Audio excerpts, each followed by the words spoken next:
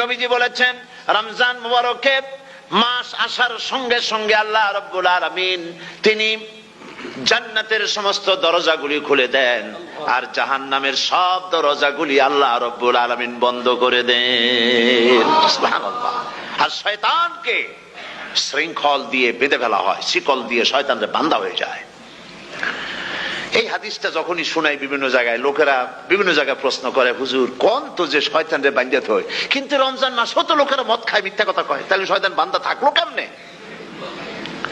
আমি বলি দেখেন, এরও ব্যাখ্যা আছে।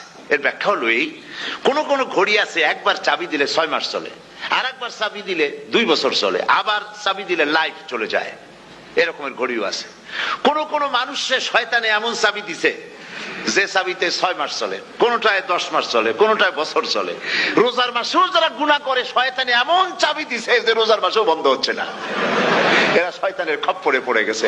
আল্লাহ এই চাবি থেকে মুসলমানদেরকে হেফাজত করুন, বলি আমিন। জোরে বলেন আমিন। শয়তান থেকে পানাহ কেউ দিতে পারে না, কোন গভর্নমেন্ট পারবে না। ব্রিটিশ গভর্নমেন্ট পারবে নাকি? American government?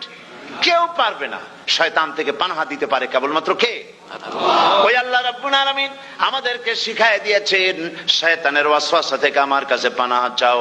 আউযু বিল্লাহি মিনাশ শাইতানির রাজিম। বিতাড়িত মরদুদ শয়তানের ওয়াসওয়াসা থেকে পানাহ চাই, আল্লাহর কাছে পানাহ চাও। আল্লাহ পাক বলেন আমি পানাহ দিতে পারি শয়তানের ওয়াসওয়াসা থেকে। শয়তান থেকে আশ্রয় একমাত্র সিকিউরড, নিরাপত্তা পেয়েছেন আল্লাহর পয়গম্বরেরা। সুবহানাল্লাহ। আম্বিয়া আলাইহিমুস সালাম তারা আল্লাহ কর্তৃক নিয়ন্ত্রিত, শয়তানের ক্ষমতা নাই পয়গম্বরদের কাছে যাওয়া। চতুর সীমানার ভেতরে শয়তান প্রবেশ করে কোন নবীকে ওয়াসওয়াসা দিতে পারবে না, বলি সুবহানাল্লাহ। এই জন্য শয়তান থেকে বেঁচে যাওয়া, শয়তানের ওয়াসওয়াসা থেকে বাঁচা খুবই কঠিন। সেই জন্য আল্লাহ পাক বলছেন শয়তানকে বেঁধে রাখা হয়, জান্নাতের সমস্ত দরজা খোলা, জাহান্নামের সমস্ত দরজা বন্ধ হয়ে যায়। এই নিয়ামতের মাস আমাদের সামনে।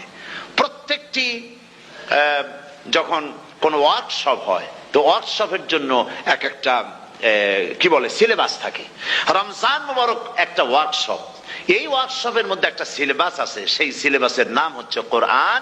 কোরআন কোরআন কোরআন নাজিলের মাসে আমরা কি কোরআন তেলাওয়াত করি? বলেন। রোজা হচ্ছে, হাদিস শরীফের মধ্যে বলা হয়েছে আস-সাওমু জুন্নাহ, রোজা হচ্ছে ঢাল। রোজা কি কন্ত? ঢাল বোঝেন তো? ঢাল কি? প্রোটেক্টর। আপনি জিহাদের ময়দানে, যুদ্ধের ময়দানে নিরাপত্তার জন্য, বাইরের থেকে আক্রমণকে ফিরাবার জন্য কি ব্যবহার করেন? ঢাল ব্যবহার করেন। রোজা হচ্ছে ঢাল, শয়তানের সমস্ত আক্রমণ থেকে বাঁচার জন্য রোজা হচ্ছে ঢাল। রোজার দিনে কেউ যদি আপনার সাথে ঝগড়া করে, তাহলে রাসূল বলেছেন তুমি বলো, তুমি ঝগড়ায় প্রবৃত্ত হবে না। তোমার সাথে যদি কেউ ঝগড়া করে, তুমি বলবে ইন্নী সাইম, আমি রোজাদার। আমি তোমার মতো ঝগড়া করতে আমিও পারি, আমি তোমার মতো গালাগালি দিতে পারি, কিন্তু আমি দেব না, ঝগড়াও করব না, গালিও দেব না, মারামারিও করব না, কারণ আমি রোজাদার। সুবহানাল্লাহ। রোজা আপনাকে গুনাহ থেকে বাঁচায় দেবে। দেখেন রোজা কিভাবে গুনাহ থেকে বাঁচায়।